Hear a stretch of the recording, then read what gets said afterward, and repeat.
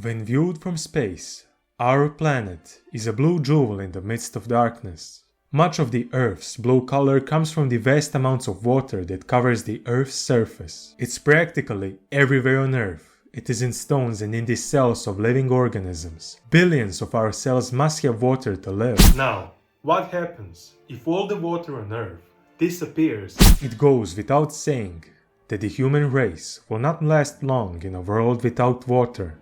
The same can be said for all animals and plants. The Earth will not be green for much longer either. Without water, all vegetation will soon die out, and the world will then look like a brown spot, not a green and blue one.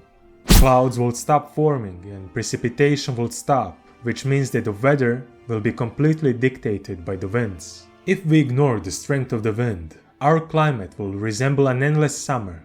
All the methane that is currently trapped in the ice and the oceans will be in the atmosphere, and that would increase the influence of the sun.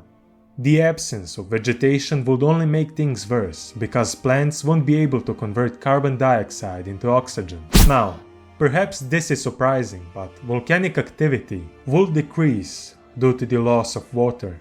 Volcanic eruptions are caused by tectonic plates colliding with each other, something that is generally caused by the weight of the ocean pushing one plate under another.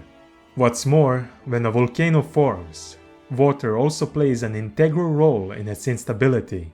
The material inside the Earth's crust at high temperatures and high pressures becomes magma, which results in eruptions.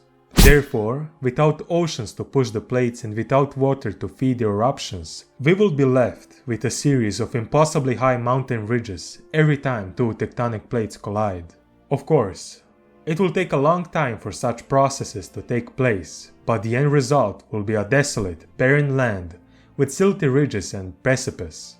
But, believe it or not, this will not mean the end of all life on Earth. Evolution has a way of preserving, even in the most difficult circumstances. And over the millennia, certain microbes known as extremophiles have evolved so they can live without water. Instead, extremophiles gather their nutrients from carbon monoxide, which means they can thrive in hot or acidic environments. So, even if humanity and the animal kingdom die out completely, life will still find a way. But how can we solve the problem of water disappearing? According to scientists, we can do it with the help of silver iodide. We will create clouds in the sky, which will create rain. However, iodide is an inorganic compound. It is toxic, and when its vapor is inhaled, poisoning is possible, followed by a headache and general weakness.